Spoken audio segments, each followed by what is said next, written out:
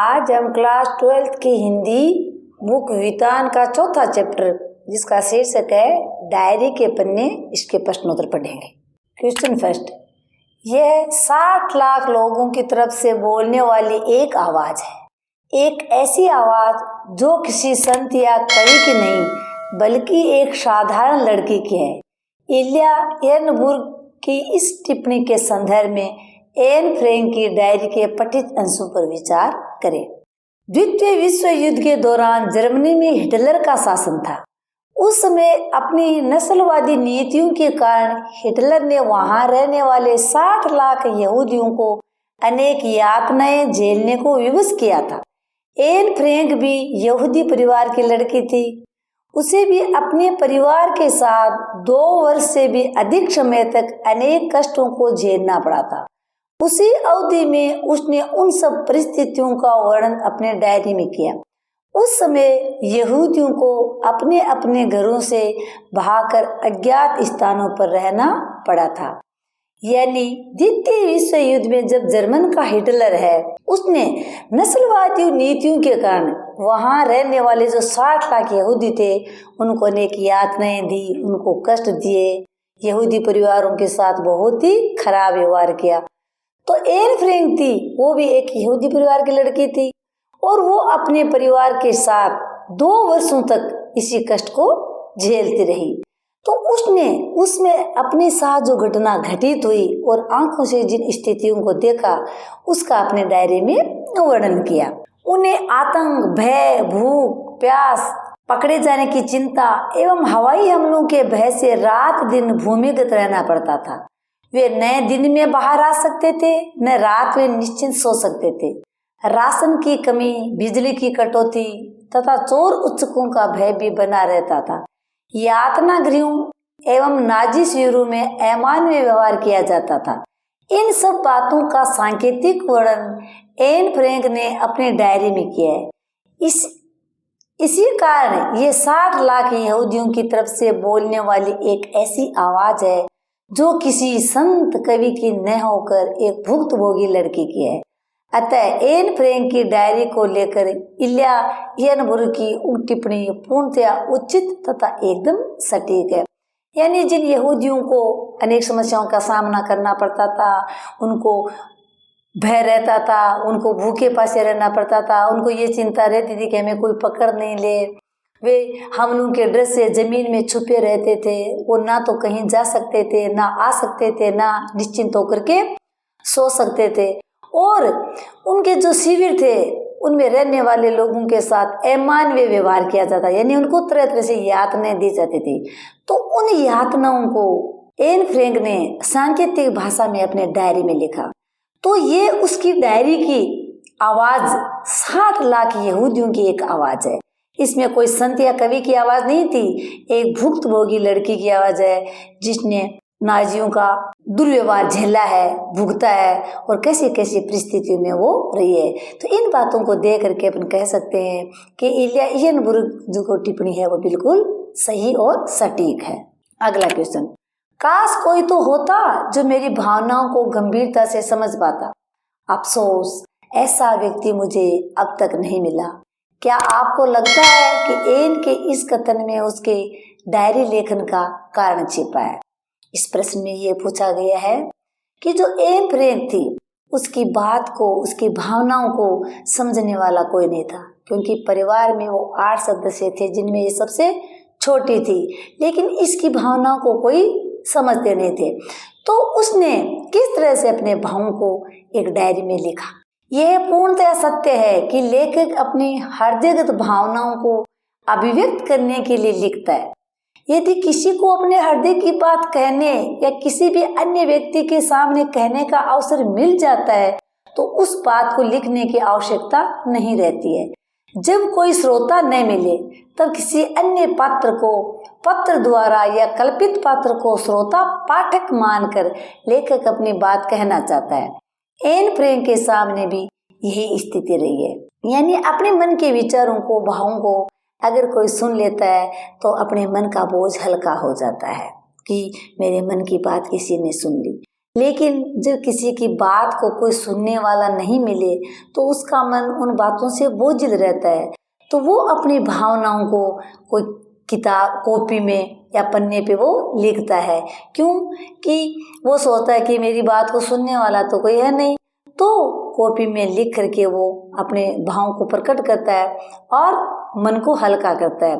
तो इसके लिए वो कोई काल्पनिक पात्र को मानकर यूं कहता है कि जैसे ये मेरे सामने बैठा है, मेरी बातों को सुन रहा है, ऐसे भी वो बात को कह सकता है। तो एन फ्रैंक की भी यही स्थिति थी, क्योंकि वो एक गुड़िया को एकदम साक्षात्कार के मान करके अपने विचारों को कहती है। एन फ्रैंक अज्ञातवास के समय सभी सदस्यों में से छोटी उम्र की थी। मिसेज वानदान और मिस्टर डसेल प्राय उसकी नुक्ताचीनी करते थे। इस कारण एन उनसे नफरत करती थी। उसकी मम्मी भी कोरी उपदेशिका बनी रहती थी। केवल पीटर से उसकी दोस्ती थी, परंतु उससे भी संवाद करना एन को सरल नहीं लगता था। ऐसे में वह अपनी भावनाओं को किसी से भी खुलकर व्यक्त नहीं कर पाती। इस कारण उसने जन्मदिन पर मिली किट्टी नामक गुड़िया को लक्ष्य कर अपने हृदयगत भावों को डायरी में लिखना प्रारंभ किया। अतः स्पष्ट हो जाता है कि उसके इस कथन में डायरी लेखन का कारण निहित है और यही यथार्थ कारण भी है। यानी जो एन फ्रैंक थी वो सबसे छोटी थी, तो उसकी बात को कोई नहीं सुनता था। मिसेज वानदान, मिस्टर डसेल वो उसमें कमियां निकालते थे। तो जब व्यक्ति अपने मन की बात किसी को कहता है और कोई इसमें कमी निकालते हैं तो उसको बहुत ही बुरा लगता है, तो वो उन दोनों से नफरत करने लगी। यहाँ तक कि उसकी मम्मी भी उसको पूरे दिन उपदेश ज्ञान की बातें बताती रहती थी, लेकिन उसके मन की बात को वो भी नहीं सुनती थी।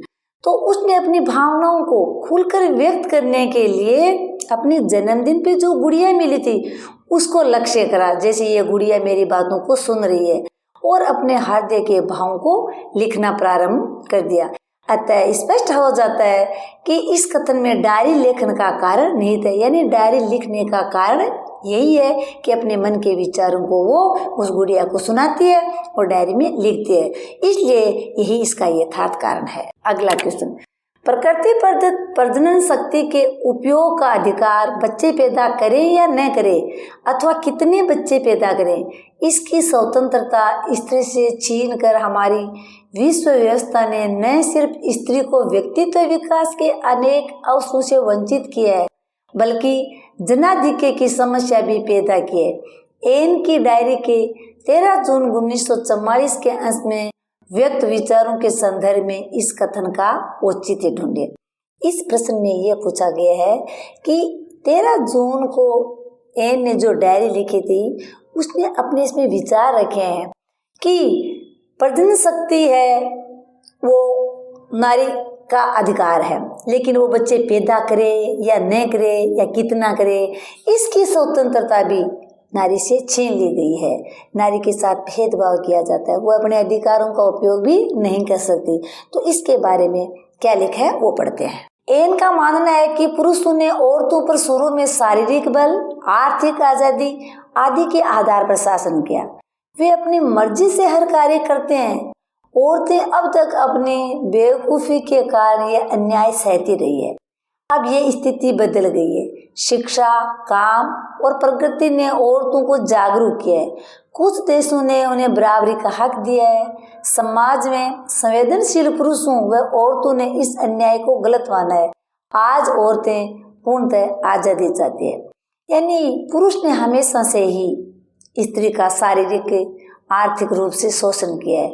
उसको कभी भी अपनी इच्छा से अपनी मर्जी से कार्य नहीं करने दिया। औरतें बेवकूफ थी, वो अन्याय सहती रही क्योंकि वो शिक्षित नहीं थी। लेकिन अब ऐसी स्थिति नहीं है। अभी औरतें शिक्षित हो गई है, वो काम भी करती है, वो घर से बाहर भी निकलती है, यहाँ तक कि वैज्ञानिक, डॉक्टर, इंजीनियर और यहाँ अंतरिक्ष में भी औरतें जा रही है। तो अब उनको पता चल गया है कि हमें भी हमारा बराबर का हक मिलना चाहिए।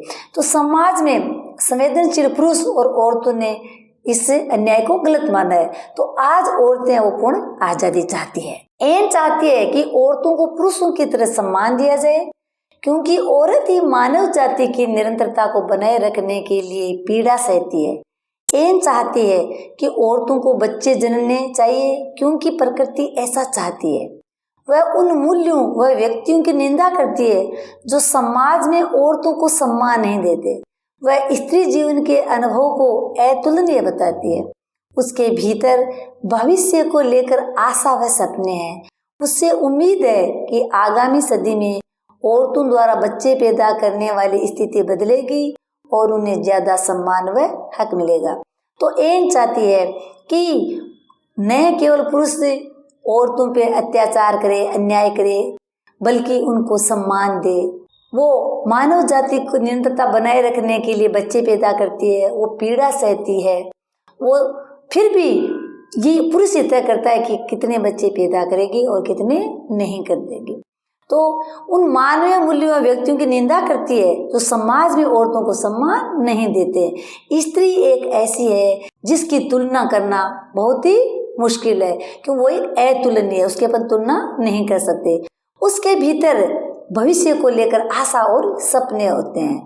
उम्मीद है कि आगामी सदी में औरतों द्वारा बच्चे पैदा करने वाली स्थिति बदलेगी, यानी उनको सम्मान मिलेगा, हक मिलेगा और अपनी मर्जी के अनुसार वो कार्य कर सकेगी। ये है वो एन इसमें बताना चाहती है। अगला क्वेश्चन, एन की डायरी अगर एक ऐतिहासिक दौर का जीवन दस्तावेज है तो साथ ही उसके निजी सुख दुख और भावनात्मक उथल पुथल का भी। इन प्रश्नों में दोनों का फर्क मिट गया है। इस कथन पर विचार करते हुए अपनी सहमति या असहमति तर्क पूर्वक व्यक्त करें। इसमें यह पूछा गया है कि एन की जो ऐतिहासिक डायरी है वो जीवन दस्तावेज है। उसमें एक तरफ अपने जीवन का सुख और दुख है और भावनात्मक उथल पुथल भी है। तो इन दोनों में फर्क मिट गया है, इस पे अपन को विचार करने हैं। अपन सहमत है तो उसके पक्ष में तर्क दो और सहमत नहीं है तो उसके पक्ष में तर्क देने हैं। डायरी लेखन ऐसी विधा है जिसमें अपने जीवन के भौगोलिक क्षणों एवं घटनाओं का वर्णन करने के साथ ही आसपास के परिवेश का भी वर्णन प्रसंगानुसार स्वाभाविक शैली में किया जाता है। एन ने भी अपनी डायरी में द्वितीय विश्व की विभिन्न स्थितियों एवं घटनाओं का वर्णन साक्षात भुक्तभोगी और प्रत्यक्ष दृष्टा के रूप में किया है। उस समय हिटलर के नस्लवाद के कारण लाखों यहूदियों को अनेक यातनाओं का सामना करना पड़ा। यानी डायरी लिखने की जो विधा है उसमें डायरी में अपने जीवन में भोगी हुई घटनाओं का और उन दृश्यों का वर्णन होता है और आसपास का जो वातावरण है उसमें जो घटित होता है उसका भी स्वाभाविक शैली में वर्णन किया जाता है। एन ने जब डायरी लिखी तो उसमें द्वितीय विश्व युद्ध की जो स्थितियां घटनाएं थी उनको देखा, भुगता, अपनी नजर के सामने वो थी। हिटलर है वो किस तरह से यहूदियों पर अत्याचार करता था तो उसका वर्णन एन ने अपनी डायरी में किया है। एन के परिवार के समान ही अन्य यहूदी परिवारों को आत्मरक्षा अज्ञात या गुप्त स्थानों पर लंबे समय तक रहना पड़ा। उस समय हिटलर ने जो क्रूरता दिखाई, ब्रिटिश सेना ने जो साहस दिखाया, टर्की ने मध्यस्थता की और नीदरलैंड ने जो अमानवीय आचरण किया, उन सभी घटनाओं का एन ने सांकेतिक उल्लेख किया है। ये सब बातें ऐतिहासिक दस्तावेज हैं। साथ ही एन ने अपने निजी जीवन को लेकर, अपने सुख दुखों और भावनात्मक उथल पुथल को लेकर बीच बीच में अनुभूतिमय वर्णन किया है। उसके द्वारा डायरी में किया गया ऐसा यथार्थ कर्मिक वर्णन इतना घुल मिल गया है कि दोनों में अंतर नहीं रह गया। अतः उक्त कथन से हम पूर्णतः सहमत हैं। इसमें ऐतिहासिक घटनाओं के साथ ही निजी जीवन के सुख दुख के क्षणों का सुंदर वर्णन किया है, जिससे दोनों में फर्क मिट गया। तो एन ने यहूदी परिवारों की कठिनाइयों का, उनकी पीड़ा का वो वर्णन किया है कि उसमें यहूदियों पर अत्याचार होता था, आत्मरक्षा के लिए उनको जा कहीं छिप कर रहना पड़ता था।